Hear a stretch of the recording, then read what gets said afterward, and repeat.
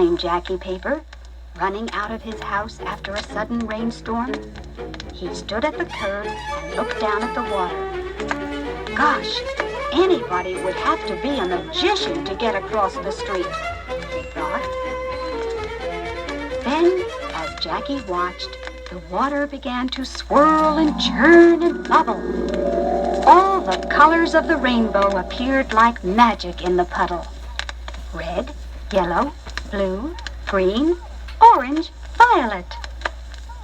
Suddenly, the puddle was no longer just a big puddle. It was a huge, shining lake. Jackie leaned over the water. It was so clear he could see himself in it.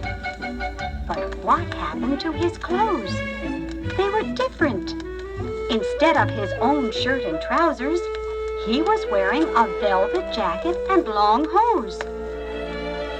Why, they're like the clothes people used to wear long, long ago when there were knights and wizards, dragons and castles, Jackie said wonderingly.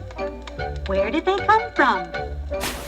La la lee dee dum dee dee.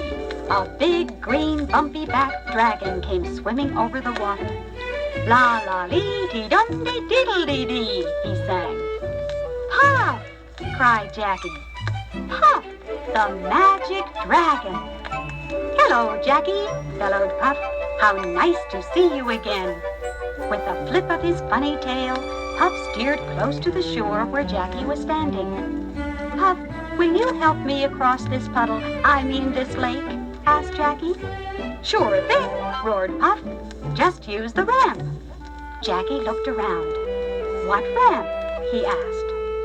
Puff took a deep breath. Another and another. His chest began to swell. Then puff, puff, the dragon's magic breath flew around the bare branch of a nearby tree. In an instant, it became a ramp. Climb aboard, Jackie, cried Puff. Jackie scrambled up the ramp onto Puff's as they went along. This is fun, Jackie said.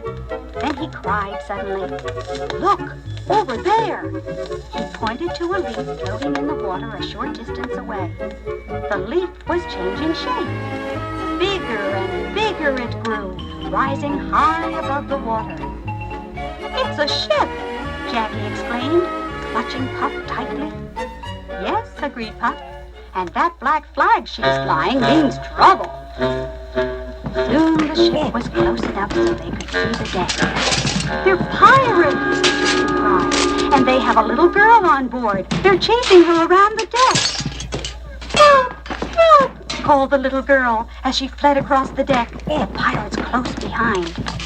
Save me! These pirates stole me from my father's kingdom! Gadzooks! Shouted Jackie. Puff, use your magic breath. The dragon's nostrils flared wide as he took one deep breath and then another. His mighty chest swelled. Then he began to puff and blow and blow bubbles. Hundreds and hundreds of bubbles. Puff, what are you doing? Cried Jackie. Bubbles can't save that girl. I'm out of fuel, gasped Puff. Only the right food can make my magic fuel. Jackie, you must find that magic food for me. Head for shore, ordered Jackie. I'll find the secret food, Puff, so we can save the princess. They reached land, and Jackie sprang down from Puff's back. He ran along the shore until he came to a spot where wild flowers and bushes were growing. Closing his eyes, Jackie stretched out his hands, swinging them back and forth.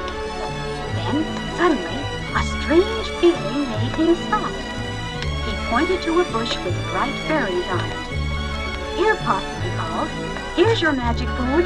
Quick, come and eat it.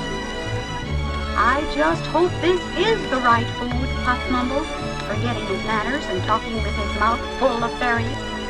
Then he roared, I'm ready, and began to huff and puff, smoke and fire. Jackie leaped on Puff's back, and the dragon swam away from shore. Flip, flap, His tail went faster and faster as he gained on the pirates. Pulling alongside the ship, Puff sucked in a deep breath, then another, and then puff, puff. Up out of the water rose a magic island. Up, up it came until thump, thump. It hit the bottom of the pirate ship, sending it flying high into the air and tossing everyone overboard. "The princess!" shouted Jackie. "She'll be hurt when she lands." "I'll take care of that," Puff replied. Quickly, he placed himself in position so the little girl could land gently on his broad back. "Oh," said the princess, "how can I ever thank you?" "By taking the sharp heels of your slippers out of my back," Puff told her with a dragony grin. "Now we must take the princess home to her father," Jackie said. "Hold on!" shouted Puff. With a powerful thrust of his tail, he left the island, the ship, and the pirates far behind. Soon they came in sight of the princess's homeland. "Look, there's my father," said the little girl, pointing to a figure pacing back and forth on the shore. The king saw them at the same moment. "It's my daughter," he cried joyfully. "She's home again, safe and sound." Puff leaned down so Jackie could help the princess step ashore.